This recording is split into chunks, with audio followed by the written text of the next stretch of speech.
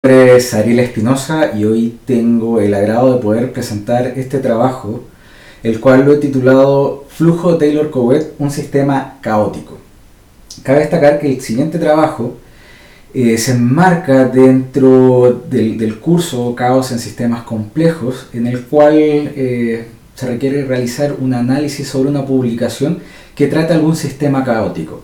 En este caso, el sistema analizado corresponde al flujo de Taylor-Couette, en el cual se revisará su comportamiento impredecible bajo ciertas configuraciones de sus parámetros de control, bajo un estudio o un análisis numérico de este.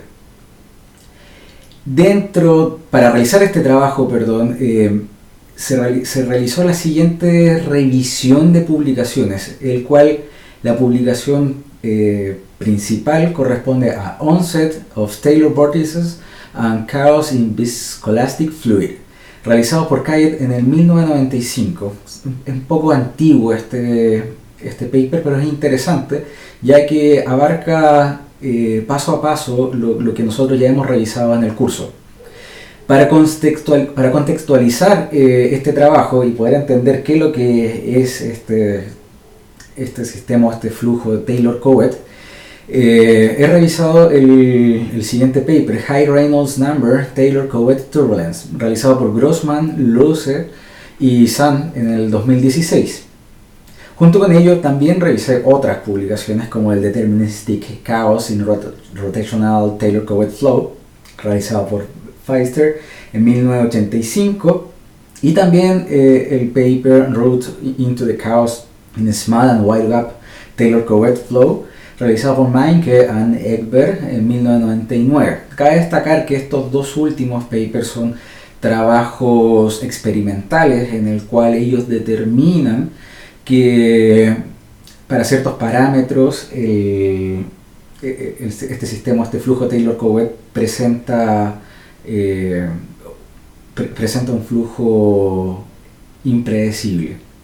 No obstante, nosotros hoy día vamos a ver que este paper principal más bien hace un análisis numérico muy similar a lo que nosotros ya hemos realizado a lo largo del curso. Para comenzar, me gustaría repasar un poco lo que hemos visto. Primero, la definición de un sistema caótico. Sabemos que tiene que ser un sistema determinístico complejo y dinámico, no lineal, muy sensible a las variaciones en las condiciones iniciales, siendo un sistema impredecible bajo ciertas condiciones iniciales.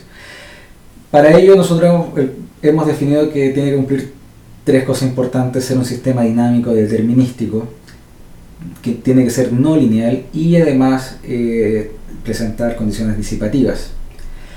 ¿Cómo podemos caracterizar este comportamiento? Hemos visto que todo sistema dinámico no lineal y disipativo podría tener un comportamiento predecible o no. Para ello, a lo largo del curso, hemos seguido los siguientes pasos para poder estudiar este sistema. Si es posible, primero que todo, realizar una modelación numérica del sistema y determinación de los parámetros de control, o los parámetros. ¿Ya? Luego de eso, realizar una solución numérica para los distintos valores de estos parámetros de control. Sabemos que hay ocasiones que no es posible realizar esta modelación numérica, pero sí es posible tener una serie de tiempo y sobre esta serie de tiempo realizar los análisis. O también obtener esta serie de tiempo a partir de esta solución numérica. Una vez obtenida esta serie de tiempo, podemos realizar los análisis de frecuencia, también obtener el diagrama de Poincaré y los espacios de fases o pseudoespacios de fases en el caso que solamente trabajemos con series de tiempo. En el caso que no podamos ser concluyentes con las herramientas anteriores, con los pasos anteriores, es posible aplicar un cálculo del exponente Lyapunov, así como lo hicimos en una de las últimas tareas. También revisar funciones de autocorrelación y revisar la dimensión fractal. Ahora, entrando más en detalle, ya más en lo que es el mismo análisis, quisiera explicar un poco qué es lo que es un flujo de Taylor-Couette. Este es un flujo, o estas estructuras de flujo resultan al tener dos cilindros coaxiales, los cuales rotan, puede ser en el mismo sentido o en distintos sentidos. Este sistema es uno de los sistemas paradigmáticos en la física de fluidos. También con ello se pueden determinar los siguientes parámetros adimensionales de control. lo cual son el número de Reynolds en cada uno de los cilindros, la relación de radios de los cilindros y la relación de aspecto que tenga la configuración. En el siguiente esquema podemos revisar cómo es la configuración de este flujo de Taylor-Covet. Tenemos el cilindro interior y el cilindro exterior, en los cuales pueden rotar tanto el interior como el exterior. En este caso hay casos especiales que genera estos Taylor rolls, estas estructuras de flujo que son bastante interesantes, pero acá lo importante es que al realizar un estudio de las velocidades obtenidas en el plano horizontal, como se ve acá, se puede obtener el siguiente perfil de velocidades promedio, y en el caso de un plano vertical, como se ve en este punto, podemos tener el siguiente perfil de velocidades.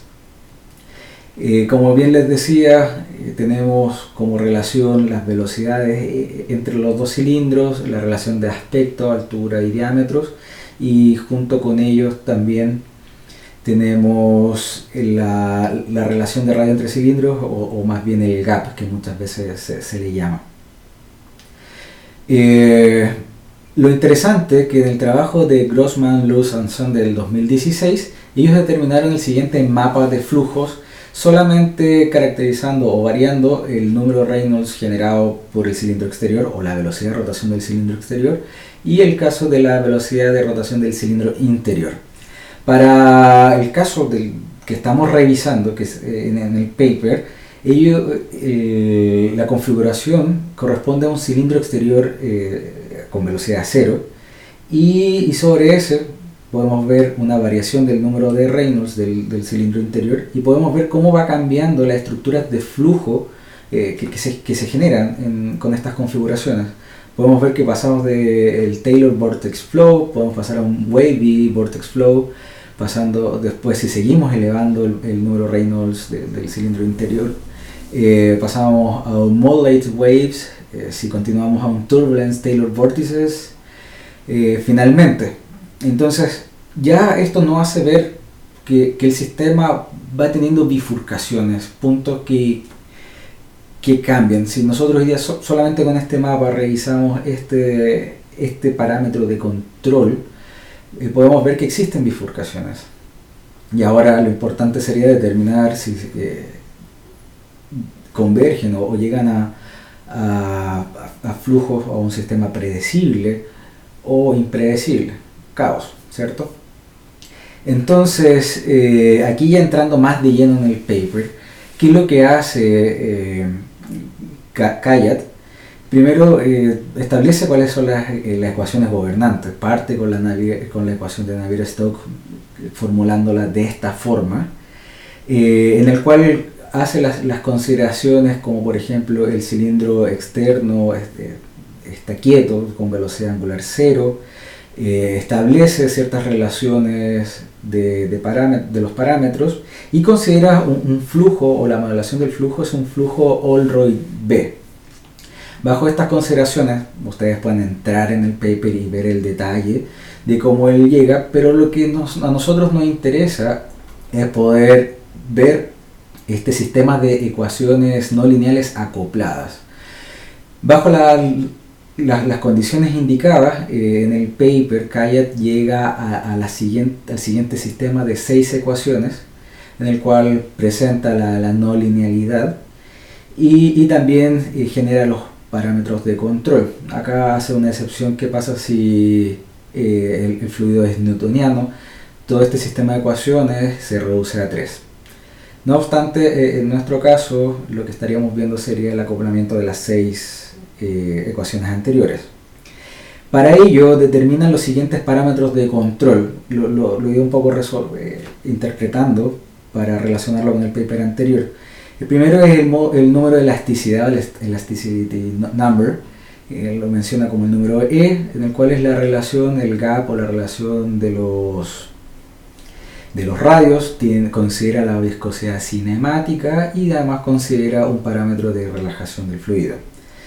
Luego tenemos el número de ondas, la cantidad de ondas que se genera según la configuración, lo llamamos número K. Y finalmente llamo un número R, el cual tiene más directa relación con el número Reynolds. En este caso solamente se ve el número Reynolds interior, o sea, el número Reynolds, claro, generado por el cilindro interior, por el radio interior, y lo que a partir del número Reynolds genera el número Taylor y con eso determina el parámetro R. Entonces finalmente, como les decía en el mapa, si variamos el número de Taylor en este caso, perdón, el número Reynolds, perdón, cambia el número Taylor y eso por lo tanto también cambia el número R. O sea, si varío del R, me estaría moviendo a lo largo de esta línea que yo les decía anteriormente. Una vez en el paper determinadas estas ecuaciones, presenta un análisis de los resultados numéricos. Y aquí hay un punto importante que a mí me hubiese gustado ver en el paper, un poco comentar de la forma de resolver numéricamente el sistema. Después, al final de esta presentación, profundizo un poco más en este comentario. Pero lo interesante es que en este primer análisis toma el número fija el número E, fija el número K, y empieza a variar el número R, o sea, al final el número de Taylor o el número de Reynolds del cilindro interior. Como podemos ver, con esta configuración se obtiene que el sistema en este espacio de fase converge a un atractor de punto fijo. ¿Ya? O sea, estamos bajo un sistema predecible. Pero, ¿qué pasa si aumentamos a un R20, por ejemplo, manteniendo los otros dos parámetros? Podemos ver que entra a este atractor, pero que finalmente termina convergiendo a un atractor de punto fijo. Pero en el paper se presenta el siguiente salto. ¿Qué pasa si lo revisamos con un R60? Ya pasamos de 20 a 60. Y aquí ya empieza a presentar la primera serie de tiempos, en donde podemos ver que no existe una periodicidad de esta serie de tiempo en el caso de la velocidad con respecto al tiempo, la velocidad U. Podemos ver que no es periódico y jamás no se van repitiendo esta serie de tiempo. Entonces ya no empieza a decir que estamos presentes o muy probable que estemos presentes a una condición de no predecible. Y claro, al mostrarnos ya el espacio de fase, podemos ver que converge a este a este atractor extraño, muy parecido a lo que obtuvo Lorentz en su trabajo. Acá ya podemos ir entendiendo que estamos presentes en una condición de caos, en donde jamás se repite en la misma trayectoria. Son muy similar, pero converge, digamos, siempre está girando dentro de estos rangos, pero nunca pasa exactamente por la misma trayectoria, lo cual ya eso nos indica que estamos bajo un régimen caótico. Luego de eso presenta ya el espectro de potencia para terminar estas dudas, y podemos ver que no existe una cantidad finita de frecuencias dominantes. Esto es muy similar a lo que nosotros obtuvimos en nuestras tareas realizadas a lo largo del curso. Y ya con esto formaliza un poco, y yo le he llamado camino al caos variando al parámetro R, donde busca cuál es el punto de bifurcación. Realiza el mismo ejercicio, pero esta vez cambiando en un orden de magnitud lo que es el número E, manteniendo el número K, y parte con un R de 0.8, en el cual presenta el siguiente espacio de fase, donde podemos ver que converge a este atractor, a este ciclo, ¿cierto? Y lo cual nos indica que estamos bajo un régimen predecible. Luego de eso, si revisamos el espectro de potencia, podemos ver la frecuencia dominante y sus frecuencias superarmónicas. Aquí también hay otro punto importante que hubiese sido agradable ver cuál es la relación que tienen estas frecuencias, pero a simple vista ya podemos ver que tiene relación de tercios, más probable. o de cuartos, de más bien cuartos, la relación que tiene en estas frecuencias. Entonces podemos ver que la frecuencia dominante y luego las frecuencias, las superarmónicas que podemos ver acá. Entonces, bajo este sistema, con esta configuración, ya estamos dentro de... seguimos estando en un...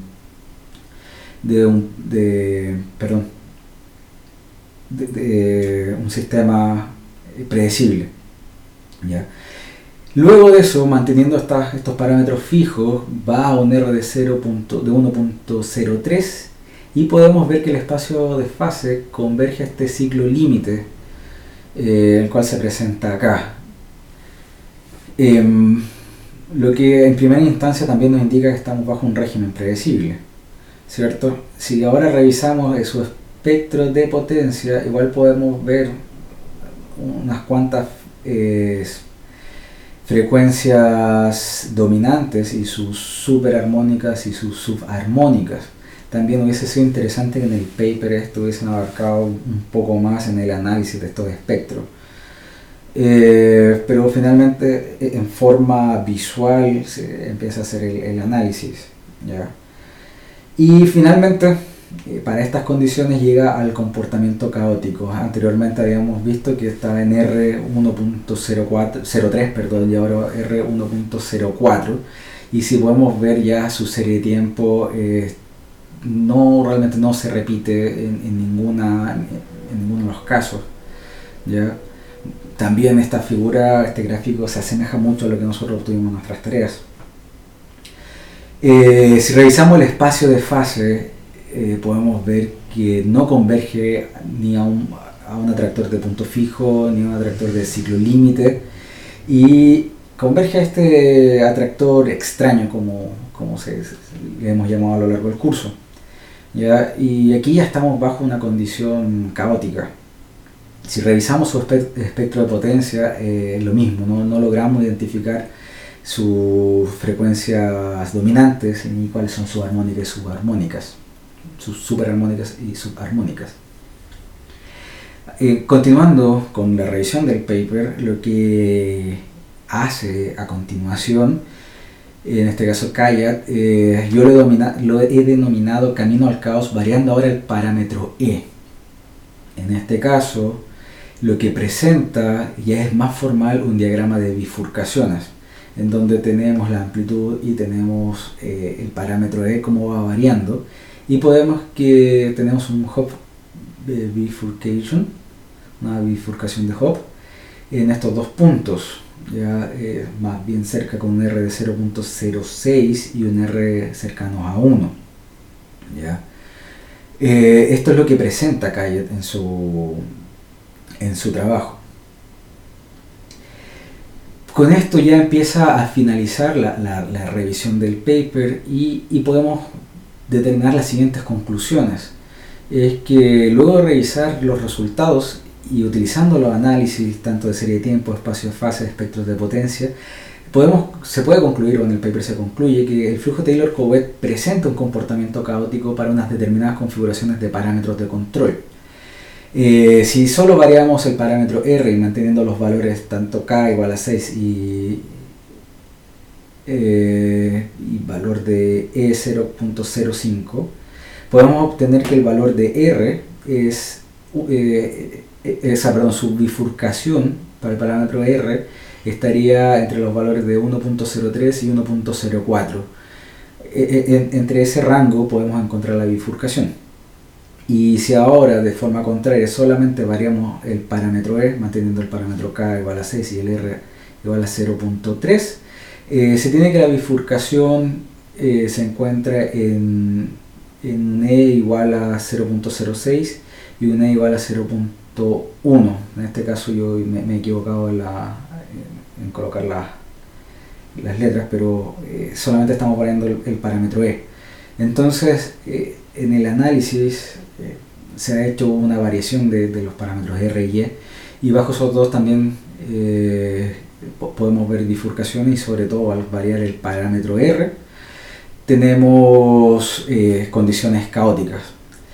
Esto respalda lo mostrado en este mapa de estructuras de flujo que se puede lograr con Taylor-Couette y respalda que hay puntos de bifurcación donde pasamos de una estructura a otra, pero también presenta estructuras impredecibles.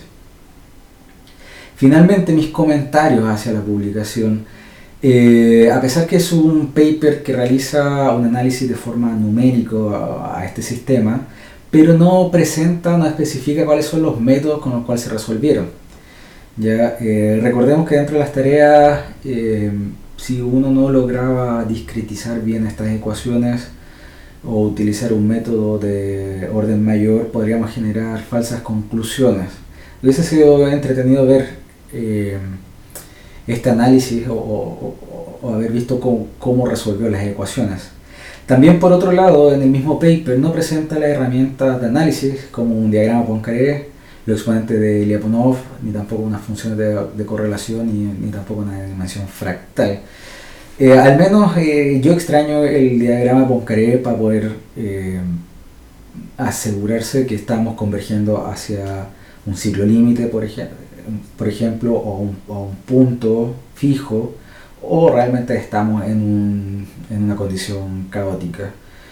Finalmente, mi otro comentario es que extraño mejores diagramas de bifurcación, tanto para el parámetro, sobre todo para el parámetro R, ver algo un poco más, un gráfico un poco más explicativo de cómo va pasando desde una condición hacia otra, cuáles son estas bifurcaciones, como pudimos ver en el mapa.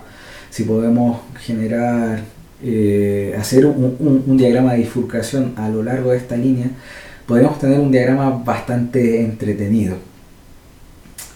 Bueno, con esto doy por terminada mi presentación.